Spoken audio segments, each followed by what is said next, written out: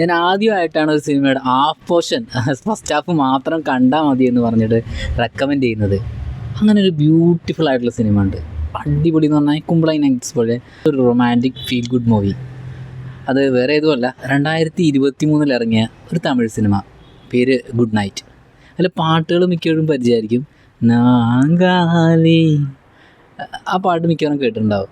അത് ആ പാട്ട് പോലെ തന്നെ അത്രയും ബ്യൂട്ടിഫുള്ളാണ് ആ സിനിമയും. ആ സിനിമ സംവിധാനം ചെയ്തിട്ടുള്ളത് വിനായക് ചന്ദ്രശേഖരനാണ്. മെയിൻ കഥാപാത്രമായിട്ട് വന്നിട്ടുള്ളത് മണികണ്ഠനും അതുപോലെ മീത രഘുനാഥ്, ഈ രണ്ടുപേരും. പിന്നെ പ്രധാനമായിട്ട് പറയാനുള്ളത് രമേശ് എന്ന് പറഞ്ഞിട്ടുള്ള തമിഴ് നടനും ഇതിൽ പ്രധാന കഥാപാത്രമായിട്ട് വന്നിട്ടുണ്ട്. ഇനി കഥയിലേക്ക് കിടക്കാം.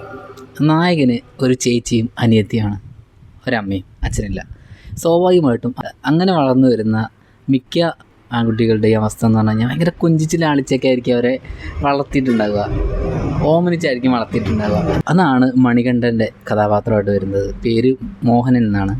IT ഫാമിലാണ് ആൾ വർക്ക് ചെയ്യുന്നത്. മോട്ടോർ മോഹനൻ എന്നൊരു ഇരട്ട പേരുണ്ട്. ആ പേര് വരാൻ കാരണം ആൾ ചെറുതായിട്ടൊന്ന് ഉറങ്ങുകയാണെങ്കിൽ പോലും അപ്പോൾ കൂർക്കം വലിക്കാൻ തുടങ്ങും. ആ കൂർക്കം വലി ആളുടെ ജീവിതത്തിൻ്റെയും ഈ സിനിമയുടെയും പ്രധാന ഒരു റോളായിട്ട് വരുന്നുണ്ട്. ഇങ്ങനെ ജീവിതം മുന്നോട്ട് പോവുകയും അയാൾ ഒരു അനാഥയായിട്ടുള്ള ഒരു പെൺകുട്ടിയെ കണ്ടുമുട്ടുന്നു. പിന്നീട് അവരുടെ ലൈഫിലുണ്ടാകുന്ന രസകരമായിട്ടുള്ള ബ്യൂട്ടിഫുള്ളായിട്ടുള്ള മൊമെൻറ്റ്സാണ് കാണിക്കുന്നത്. അതിൽ മിക്ക സീൻസും കുറേ വൈറലാണ്, നിങ്ങൾ നോക്കിയാൽ മതി. ട്രെയിലർ കണ്ടു കഴിഞ്ഞാൽ കറക്റ്റായിട്ട് അറിയാൻ പറ്റും. ഇത് OTT ഓൾറെഡി റിലീസാണ്. കുറച്ചും കൂടെ എനിക്ക് സൂപ്പറായിട്ട് തോന്നിയത് നായകൻ്റെ അളിയനായിട്ടുള്ള റോളാണ് രമേശ് ചെയ്യുന്നത്. അവർ രണ്ടുപേരും ഒരു വീട് തന്നെ താമസിക്കുന്നത്. അവർ തമ്മിലുള്ള റോള്, അവർ തമ്മിലുള്ള കെമിസ്ട്രി, വളരെ ബ്യൂട്ടിഫുൾ. സത്യമായിട്ടും സിനിമ ഒരു മാജിക്കാണെന്ന് പറയാൻ കാരണം എന്താ വെച്ചാൽ നമുക്ക് റിലേറ്റ് ചെയ്യാൻ പറ്റും. അതായത് സിനിമ നമ്മളായിട്ട് ഭയങ്കരമായിട്ട് കമ്മ്യൂണിക്കേറ്റ് ചെയ്യും.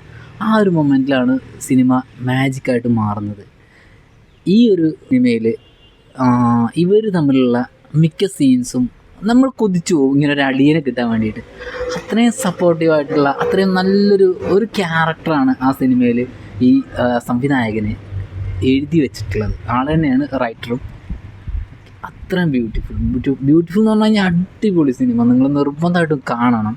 ഹാഫ് ടൈം വരെ കണ്ടാൽ മതി. ഹാഫ് ടൈം കഴിഞ്ഞ് കുറച്ച് ലാഗ് ഉണ്ട്. ഞാനത് പറയാത്തത് കാരണം കൊണ്ടല്ല, ഹാഫ് ടൈം വരെ കണ്ടു കഴിഞ്ഞാൽ തന്നെ നമുക്ക് ഭയങ്കര ബ്യൂട്ടിഫുള്ളായിട്ട് തോന്നും, ഭയങ്കര സാറ്റിസ്ഫൈഡ് ആയിട്ട് തോന്നും. നമ്മുടെ സമയം ഒട്ടും പോയതായിട്ടോ അല്ലെങ്കിൽ നമുക്ക് നഷ്ടമായിട്ടോ ഒരിക്കലും തോന്നില്ല.